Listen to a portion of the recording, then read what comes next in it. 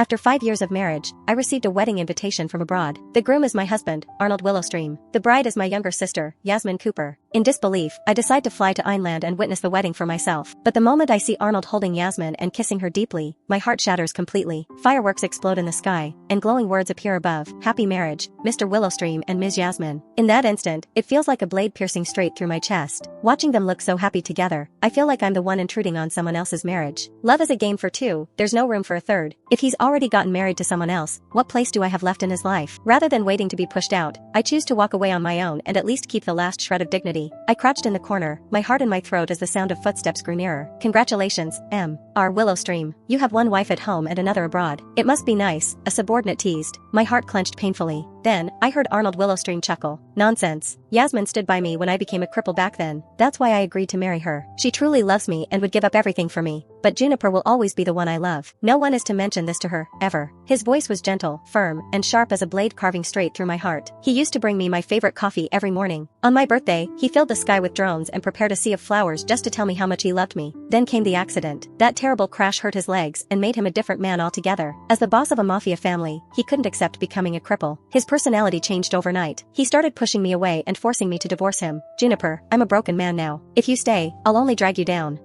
Omion like me should just die alone. He threw a signed divorce agreement at me. His eyes were bloodshot, his voice hoarse and hopeless. Sign it. Let's end this marriage. Go find the life you deserve. However, how could I leave him when he needed me the most? I held his hand tightly and told him unhesitatingly, I'm not going anywhere, Arnold. Never. Stop saying those things. I'm staying with you. But it was like he couldn't hear me. He spiraled deeper into despair. Some days, he'd lash out in anger. Juniper, what are you waiting for? Just sign the damn papers. What's the point of clinging to a cripple like me? Leave me, please. Once you're gone, I won't have any reason left to live. I never signed the papers. I stayed by his side, no matter how hard things got. To help him walk again, I left the country. I spent endless nights buried in the lab, trying to develop a treatment that would restore his legs. I wore the ruby necklace he gave me every day, never once taking it off. Arnold had hidden a tiny camera inside so he could always see me. That connection, even across the ocean, kept me going. Thank goodness, he finally recovered. But now, I stood there watching him marry Yasmin Cooper. I heard him speak about his feelings toward her. So, this is what happened during the 2 years I was away. Yasmin took her chance when I was gone. Despite knowing Arnold was my husband, she still threw herself at him without a care. And Arnold, even though he loved me, he went through with the wedding. He even ordered everyone to keep it a secret from me. The thought put my heart in unbearable pain. I clamped a hand over my mouth to stifle the sob that threatened to escape. I don't even remember how I got out of the venue. All I knew was that when I got home, tears were streaming down my face. I sat at my desk, staring at the divorce papers Arnold had signed back then. I'd wanted to tear them to shreds so many times before to remind myself I'd never leave him. But now, I picked up a pen and signed my name without a second thought. The divorce was finalized. A single tear fell onto the page, smudging the ink and blurring my vision. I knew, in that moment, I had lost Arnold for good. The love we once shared was gone forever. After signing the divorce papers, I pulled myself together and decided to return to the medical research team. Yasmin had always been better at winning people over. Even our parents showed her more affection, even though I was also their daughter. Every time I went home for the holidays, their faces would stiffen the moment they saw me. Eventually, I stopped feeling much for that family. Before I got involved with Arnold, I had planned to further my studies in medical research. I gave up my career for him. Now, it was time to start over. As it happened, my mentor was preparing a classified project in Alpine. I applied and was quickly accepted into the team. In 3 days, I would be heading to a secret base for closed-door research work. It also meant I'd be leaving Arnold and starting a new chapter in my life. However, just 2 days before my departure, Arnold unexpectedly returned home. He looked at my packed suitcases in confusion. Juniper, where are you going? His voice carried a trace of panic. I lowered my head, avoiding his eyes. I'm going on a trip with some friends. It'll be a short one. No, he cut me off sharply, standing up. It's too dangerous out there. Stay home. I'll protect you. With a small frown, I was about to explain when he took my hand and started toward the door. Stop thinking about going so far away from me, Juniper. Just stay by my side. Come with me. I've got a surprise for you. Before I could say no, he had already stuffed me into the car. The whole ride, he held my hand tightly, as if afraid I'd disappear at any moment. Half an hour later, the car stopped in front of a rose garden. It was the same place we'd once visited, while it was just an overgrown patch of land then, Arnold had transformed it into a beautiful sea of roses. Juniper, I know you've always loved roses, so I planted all of these for you. His gaze was tender, full of deep affection. However, just then, a familiar figure appeared in my sight. It was Yasmin, dressed in a flowing white dress, holding a bouquet of fresh flowers. She strolled toward us with a smile. Junie, Arnold, she greeted us warmly. That was when I realized that Yasmin had called Arnold's name in that sickly sweet tone since the start. Arnold's expression darkened for a moment, but he quickly composed himself. Yasmin's just here to help us take some photos. She just won first place in a photography competition. I know you don't like her, but she'll leave after the shoot. He tried to explain, but I'd already caught the smug look on Yasmin's face. In the rose garden, she found an excuse to send Arnold away, leaving just the two of us. Arnold, can you get Junie and me some water?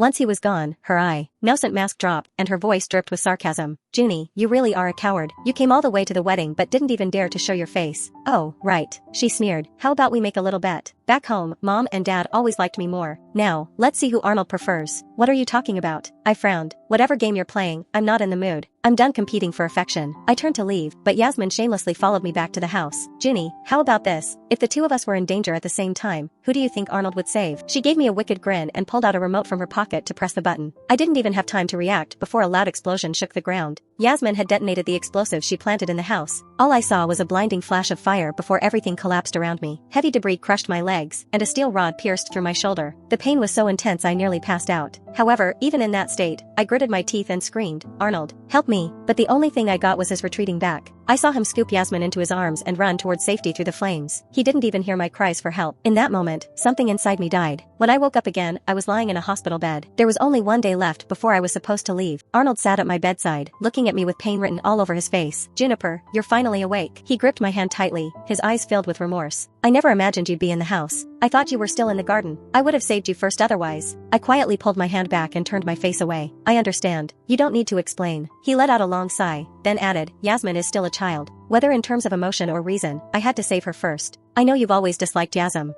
because your parents favored her over you. Still, she's your sister. And I'm older than Yasmin. How could I just leave her behind? Alright, I replied with a calm, serious tone. I understand completely. Judging by how Arnold was taken aback, he clearly was not expecting me to be so reasonable. After all, anytime the topic of Yasmin came up in the past, I'd always urged him to stay away from her. We'd even fought over it. He never thought I'd be acting so differently today. The next second, he grasped my hand again and promised me sincerely, Juniper, you have to believe me when I tell you I love you. If I could, I'd trade my life for yours. Just then, a message alert popped up on my phone. It was from Yasmin. Junie, Arnold chose to save me when danger struck. You were the one he forgot. Same as with Mom and Dad, I'm also Arnold's favorite. All I have to do is crook a finger, and he'll come running to my side. Do you still think he loves you? If you do, you're wrong. Keep watching. The very next moment, one of Arnold's men rushed in anxiously. Bad news, Mr. Willowstream, Ms. Yasmin has gone missing. Arnold's expression instantly changed. He jumped to his feet, ready to rush out the door. I held back my tears and asked with a trembling voice, Arnold, where are you going? My shoulder hurts so much. Did you know a steel bar went right through my bone? He hesitated, then forced himself to sit back down beside me. My love, I'm not going anywhere. Then, he turned to his subordinate with a frown. Did you not find anything at the scene? The man stammered, and no, sir. Only a bloodied shoe that belonged to Ms. Yasmin. Arnold's face turned ghostly pale. This time, he couldn't hold back any longer. He suddenly stood again. Juniper, I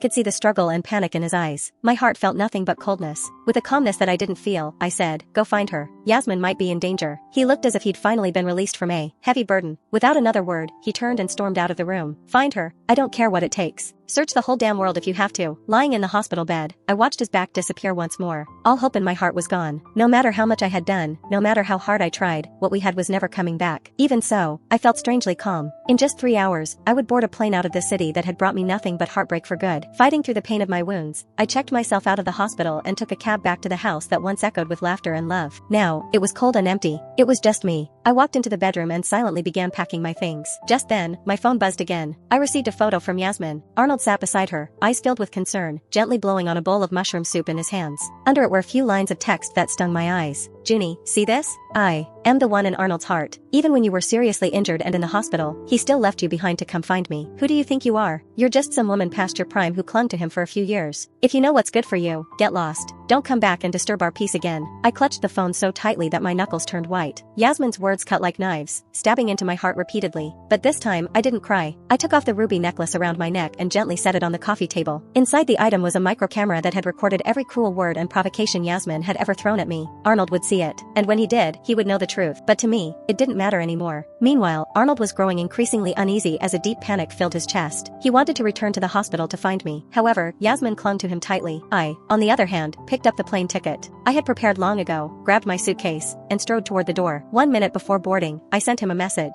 Arnold, the 2 copies of our divorce agreement are now in effect. From this moment on, we are nothing to each other. Let's not meet again. The moment he saw the message, Arnold's expression changed. He shoved Yasmin aside and bolted out the door.